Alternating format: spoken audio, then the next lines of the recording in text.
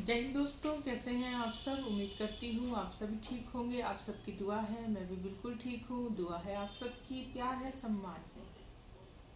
आपकी क्या हाल है भक्तों। आज तो बहुत मजा आ रहा होगा आपको।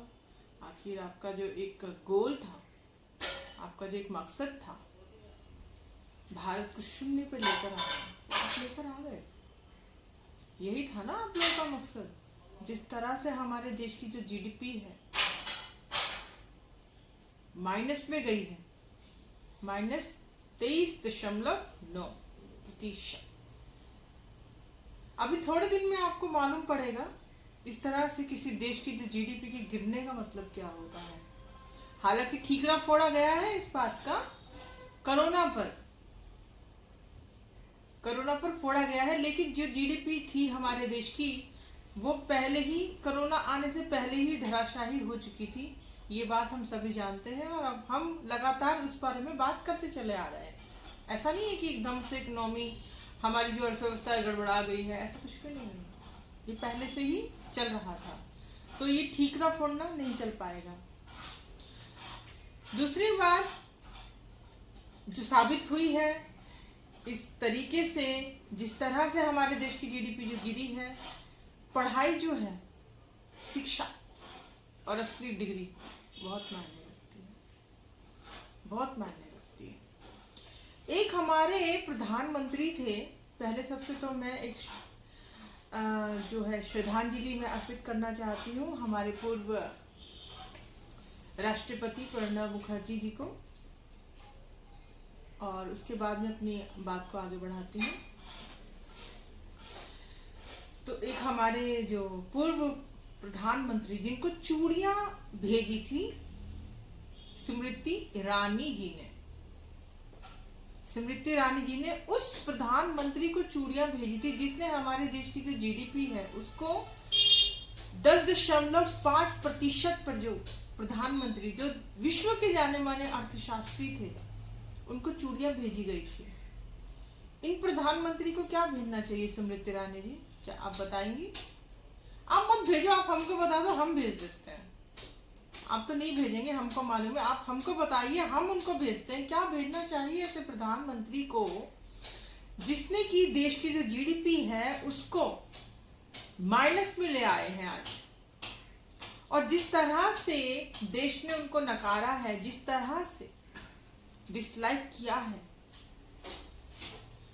लाइक के 10%, 10 गुना लोगों ने उनको डिसलाइक किया है। इसका मतलब क्या है? देश ने उनको नकार दिया है। तो साफ जाहिर सी बात है, इस चीज को देखते हुए तो जो हमारे माननीय प्रधानमंत्री मोदी जी हैं, उनको इस्तीफा दे देना चाहिए, इस्तीफा दे देना चाहिए। एक दूसरी बात मैं पूछना चाहती हूँ कि जो हमारे देश के जो गृह मंत्री हैं, उनके बारे में हमें जानकारी क्यों नहीं दी जा रही है। मैंने अपनी पिछली वीडियो में भी ये बात बोली थी, उनके बारे में हमको जानकारी क्यों नहीं दी जा रही है। पल पल पल की खबर देने वाली ये गोदी मीडिया, जो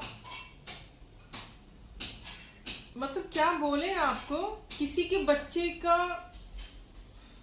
मतलब हर चीज के बारे में इनको डिस्कस करना है, लेकिन जो देश के गृह मंत्री हैं, हमारे होम मिनिस्टर साहब, उनके बारे में हमें कोई भी जानकारी देने को तैयार नहीं है। ऐसा क्यों? ये बड़ा सवाल है। और जिस तरह से सुशांत सिंह केस में जो अब खुलासा हुआ है, तो ये जो गोदी मीडिया है, इन्होंने अपना बोरिया बिस्तर बांधे और अचानक से जो है हमें चाइना पर कुछ बॉर्डर पर खलबल खलबल नजर आ रही है। ये सब क्या है? देश की जो जनता है, समझ जाओ, समझ जाओ। सुशांत सिंह का केस जहां पर भी डंबाडोल हुआ, जहां पर भी बीजेपी का नाम आया है, उसके बाद से चाइना बॉर्डर पर जो है खलबली अचानक से शुरू हो गई है।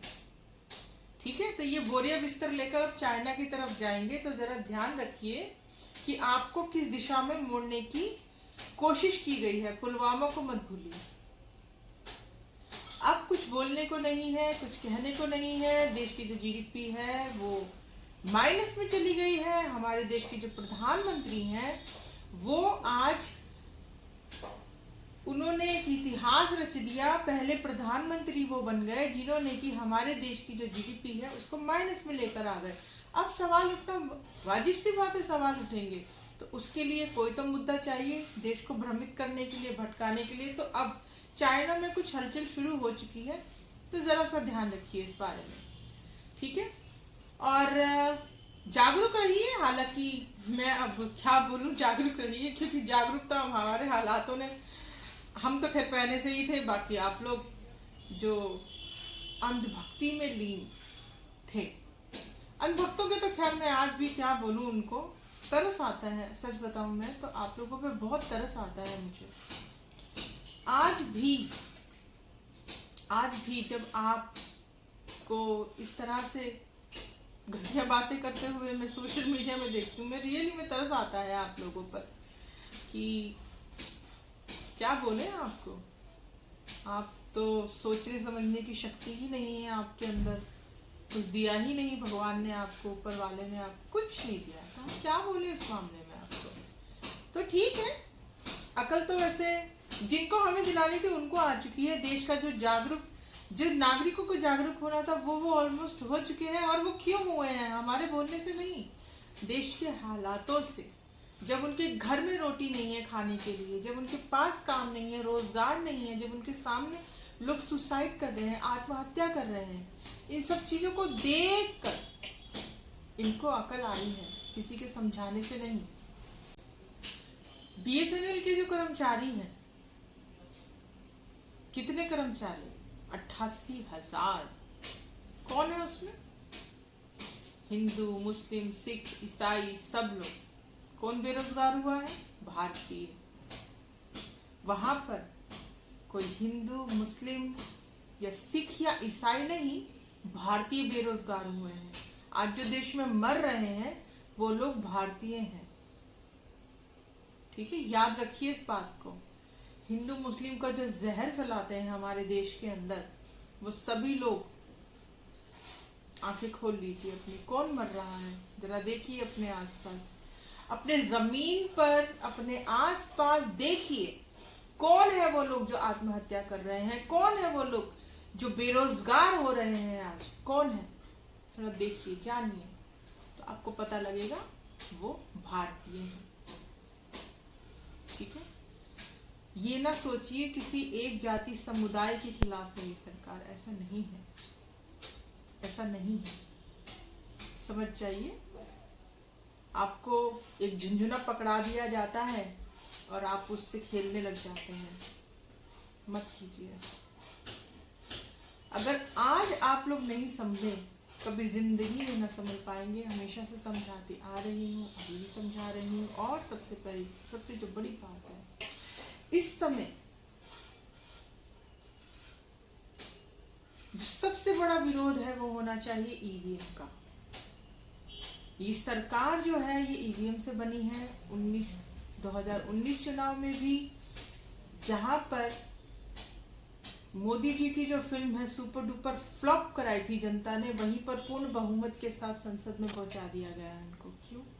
ईवीएम माता की जय। पता है ना आप लोगों को किस तरह से सरकार बनी थी। तो बहुत सारे ऐसे किस्से कहानियां हैं वो, जिसके बारे में खैर अगर हम बात करने लगेंगे तो अभी 1 घंटे का वीडियो हो जाएगा मेरा, तो हम उसके बारे में बात नहीं करेंगे। हाँ, लेकिन बस मैं इतना जरूर कहना चाहती हूँ आप लोगों को कि अब समझ जाइए, बहुत देर हो चुकी है। और ये अंधभक्तों,